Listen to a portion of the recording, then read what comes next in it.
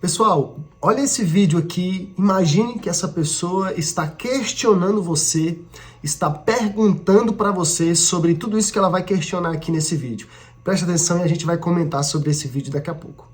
Eu pergunto aos religiosos cristãos em que a morte de Jesus salva a humanidade. E ninguém consegue me responder. O que salva a humanidade é a vida de Jesus, não a morte de Jesus. Mas se a gente pensar que é a morte de Jesus que salva a humanidade, nós vamos sempre eleger um pai como o pai foi para Jesus, um pai que vai nos pedir a nossa vida. Então é preciso ter uma nova compreensão do cristianismo para livrar o povo brasileiro desse masoquismo, que é um masoquismo de origem cristã muito profundo, mas de um cristianismo que eu reputo equivocado. Jesus perdeu quando morreu, ele não ganhou. A humanidade perdeu. Se Jesus não tivesse sido assassinado pelos romanos e pela aristocracia religiosa judaica, a humanidade talvez conhecesse uma obra muito mais interessante de Jesus do que a que ficou. Entender a morte de Jesus como uma vitória faz com que o povo deseje permanentemente um carrasco, entendeu? E não um homem feliz. De que maneira o holocausto de Jesus Cristo salva o pecado dos outros? Por que isso faz dele um cordeiro que livra o pecado de todo mundo? Não é verdade, continuou todo mundo pecando, não livrou o pecado de ninguém. A vida dele é que é o exemplo e não a morte. Então esse é o apelo que eu faço a quem é cristão: se mire na vida e não na morte dele. Meus irmãos, está cada vez mais complicado. O mundo lá fora está tendo questionamentos que muitas vezes cristãos que se dizem cheios do Espírito Santo, que creem em Jesus Cristo, que são seguidores, que são cristãos, não sabem responder. A pergunta da nossa geração, se eu não me engano, em 1 Pedro, diz assim, que esteja sempre pronto e preparado para responder todos aqueles que vos pedir razão da vossa esperança, da esperança que há em você, da esperança que há em nós.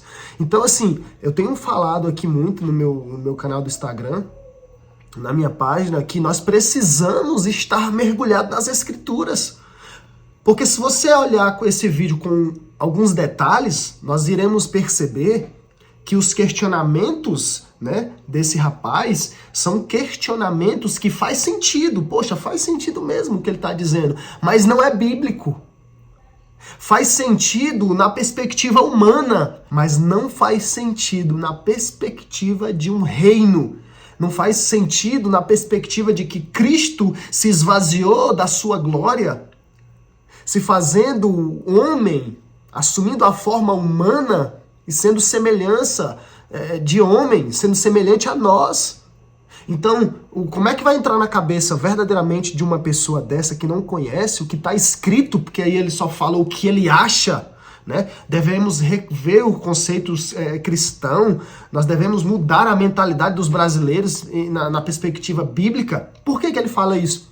Porque ele não tem a consciência bíblica, escriturística e teológica do que verdadeiramente significa o plano de salvação e principalmente a maldição da lei, que foi, né, que entra o pecado por causa da maldição da lei. E aí, né, não cabe aqui nesse vídeo a gente trazer, né, com base escriturística, teológica, com fundamentos, aquilo que aconteceu. Mas se nós olharmos na perspectiva humana, o que ele está falando, os questionamentos que ele está fazendo, faz sentido.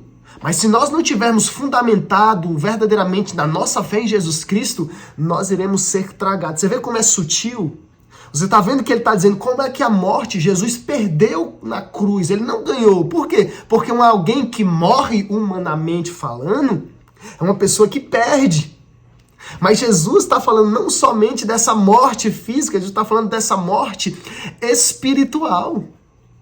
Por que Jesus morre naquela cruz? Ele não tem a consciência do pecado, que Jesus morre, Cordeiro de Deus que tira o pecado do mundo. E como é que Jesus tira o pecado do mundo?